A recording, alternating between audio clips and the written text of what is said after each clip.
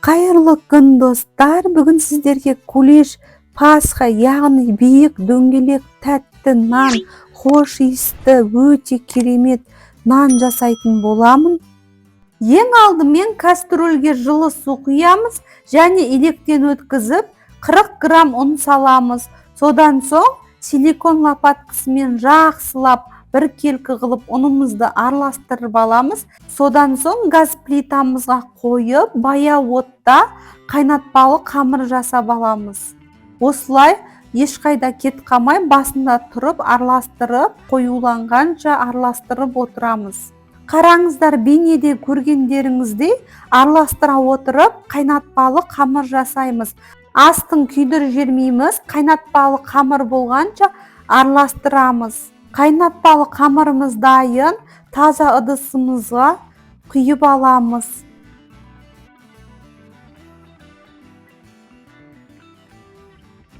Жылы сүтімізді құйып, қайнатпалы қамырымыз бір келкі араласқанша жақсылап қозғаймыз. Венчиктің көмегімен араластырып аламыз. Сонда қамырымыз бір келкі болып шығады. Пасха торты деп аталатын себебі христиан және еврейлер діни мейрамдарында жасайды. Сондықтан да оны пасха және кулеш деп атайды. Араластырып алдық. Ендігі кезекте құрғақ ашытқымызды салып, жақсылап араластырып аламыз.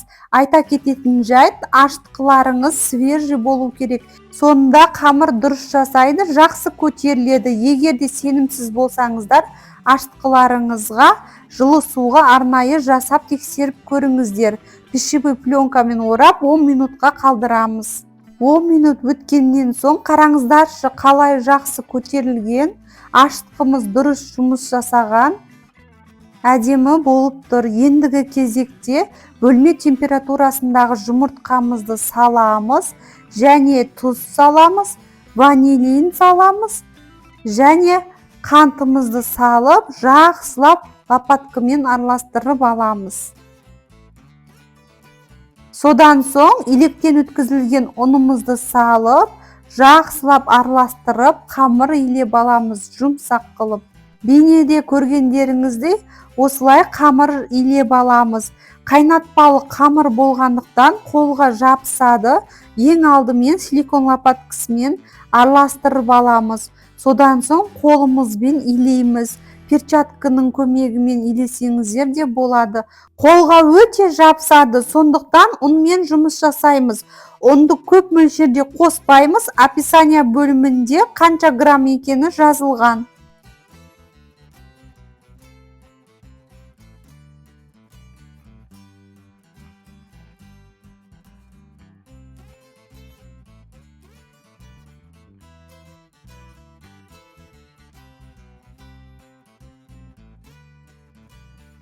Ендігі кезекте қамырымызды силикон төсенішіне қойып, сары майымызды қосып, жақсылап қамыр илеп аламыз. Қолымызбен асықпай осылай жақсылап бір келкі қамырымыз әдемі сылық болғанша илейміз.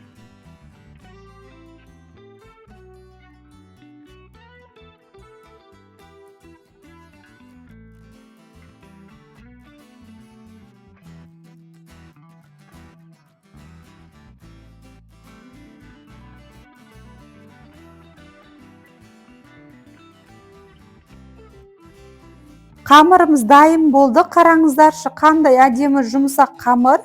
Ендігі кезекте ыдысымызды сұйық маймен жақсылап майлап аламыз. Содан соң қамырымызды салып, қамырымыздың үстінен де сұйық маймен майлап қоямыз.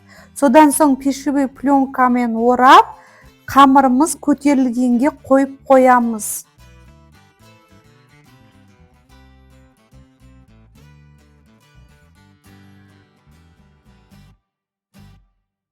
Қамыр тез көтерілу үшін ыстық су қайнатып, ыдысымызға құйып, илеп дайындап қойған қамырымызды саламыз. Сонда қамырымыз тез көтерілетін болады.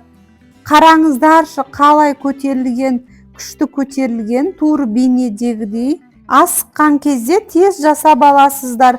Силикон төсенішіне ұнымызды сеуіп, қамырымызды қоямыз.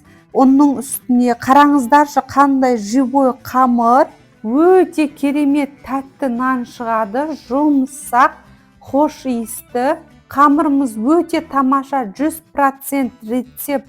Осы рецептпен жасап көріңіздер. Ендігі кезекте қамырымызды жақсылап қолымызбен иілеп, бөліктерге бөліп аламыз.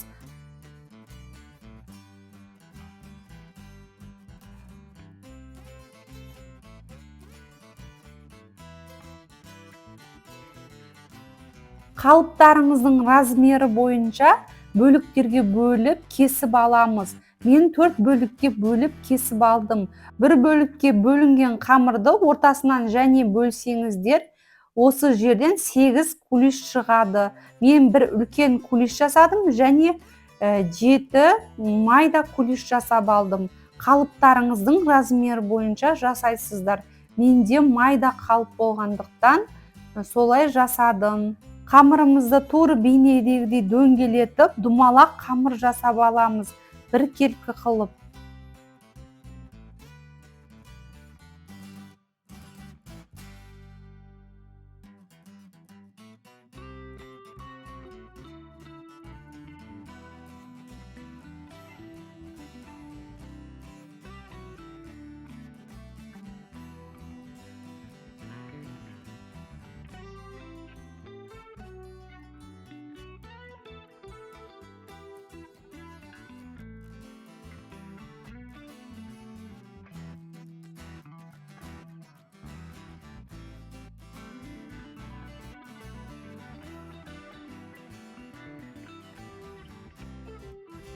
Қамырымыздың барлығын дөңгелетіп жасап алдық. Ендігі кезекте тарелкамызға салып, тындырып қоямыз 5 минутқа. Сонда қамырымыз жақсы жайылатын болады. Қамырымыз дайын болды. Ендігі кезекте оқтаудың көмегімен жайып, сопақша тәріздес қылып жайып аламыз. Менің рецепттерім бойынша жасап жатсаңыздар, комментарий бөліміне пікірлеріңізді қалдыра кетіңіздер. Менің рецептім сіздерге ұнаса, достарыңызбен бөлісіп қойыңыздар. Және тіркелмегендеріңіз каналыма тіркеліп, қоңырау батырмасын басып қойыңыздар.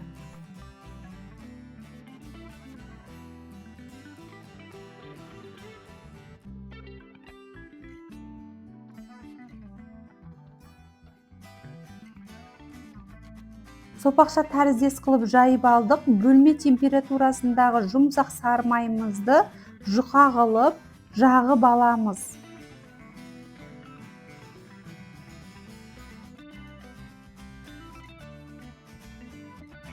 Майымызды жағып алдық. Кесемізге қантымызды салып, корицамызды салып, жақсылап біркелкі қылып араластырып аламыз.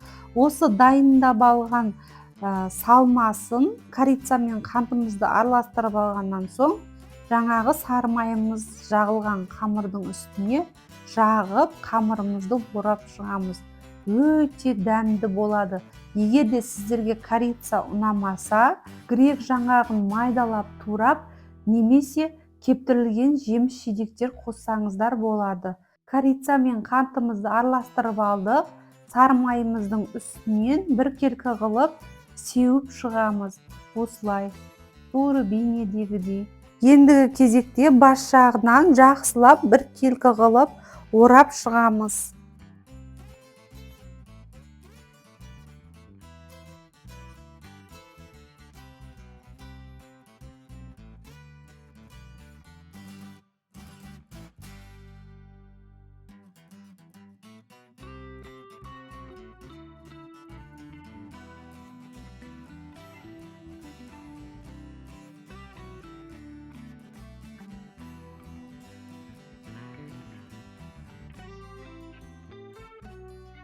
Орап алдық, бас жағынан азғантай қалдырып, тура бейнедегідей осылай кесіп аламыз. Кесіп алдық. Ендігі кезекте бір шетінен сыртына қарата орап шығамыз.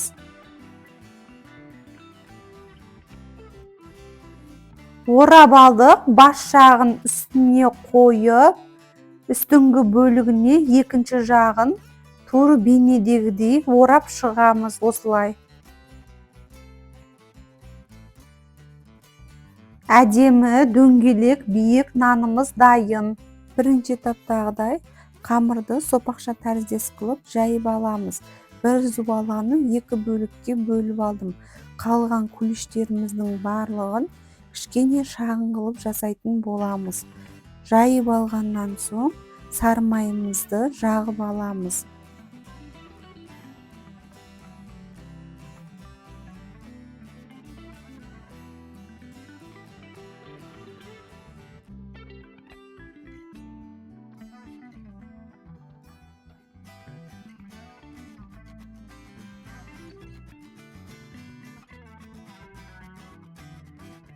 Сары майды жағып алдық. Ендігі кезекте қант пен корица араласқан салмасын сеуіп шығамыз.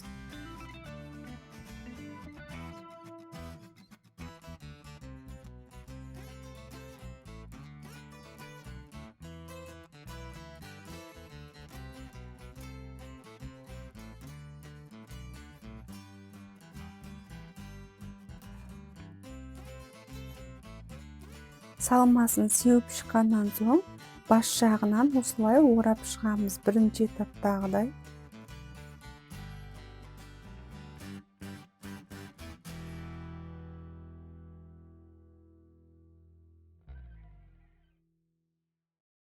Орап шықтық. Ендігі кезекте ортасынан бір тегіс қылып кесіп, сыртына қарата бір бөлігін орап, сосын екінші бөлігін төбесіне қарай орап шығамыз.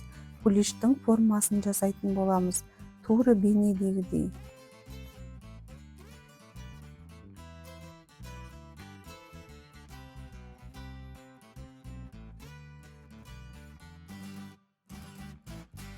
Орап алдық. Содан соң формамызға ақырын орналастырамыз. Қамырдың грамын формаңызға байланысты өлшеп жасай бересіздер. Барлық қамырларымызды сопақша тәріздес қылып, сары майымызды жағып, бұл салмасына мақ қостым. Өздеріңіз қалауларыңыз бойынша әртүрлі салмасын өзгертіп қосасыздар. Мақтың үстінен қантымызды жұқа етіп сеуіп шықтым. Мысалы үшін әртүрлі жеміс-жидектерді майда бөліктерге турап қоссаңыздар болады. Өте дәмді болып шығады. Дәмі өте керемет. Крем жасап жіберсеңіздер, үстінен жағып, синабони бошкасы сияқты өте дәмді болады. Айта кететін жайт, пісіп жатқан кезде қамырымыз екі есеге үлкейеді. Бетін сәл қызартып алғаннан соң, бетін фольгамен орап, пісіріп тұрған кезде қарап тұрамыз, беті күйіп кетпес үшін. Фольгамен орасаңыздар, беті қызармайды. Бір қызарып алғаннан соң фольгамен орап, 30 минутқа пәске түсіріп пісіріп аласыздар. Менің каналыма тіркелмегендеріңіз тіркеліп алыңыздар. Алдағы уақытта күшті рецепттермен бөлісем, сондықтан да менің бейнемді жіберіп алмас үшін тіркеліп алыңыздар. Өте дәмді, хош иісті, тәтті нан. Шай жақсы көретін жандарға таптырмас өте дәмді нан. Бетіне кремін жасап жіберіп, праздникке жасасаңыздар да өте керемет болады. Барлық күліштерімізді жасап алдық. Ендігі кезекте противенге рет-ретімен орналастырып шығамыз. Қараңыздаршы, өте керемет шағын күліштарымыз дайын болды. Барлық күліштарымызды жасап алдық. Бетін жауып 10 минутқа қалдырамыз. 10 минут өткеннен соң қараңыздаршы, қалай көтерілген, әдемі керемет болып көтерілген. Ендігі кезекте пісіруге дайын. Қызып тұрған пеште 180 градуста 60 минут пісіріп аласыздар. 30 минут жоғары отта, 30 минут 160 градусқа түсіріп, пәскі отта пісіреміз. Пештеріңіздің ыңғайына қарай пісіріңіздер. Қараңыздаршы, өте керемет болып екі есеге көтерілген. Тәтті нандарымыз пісті. Өте керемет жұмсақ, хош иісті. Қараңыздаршы, кескен кезде де қалай кесіліп жатқанын.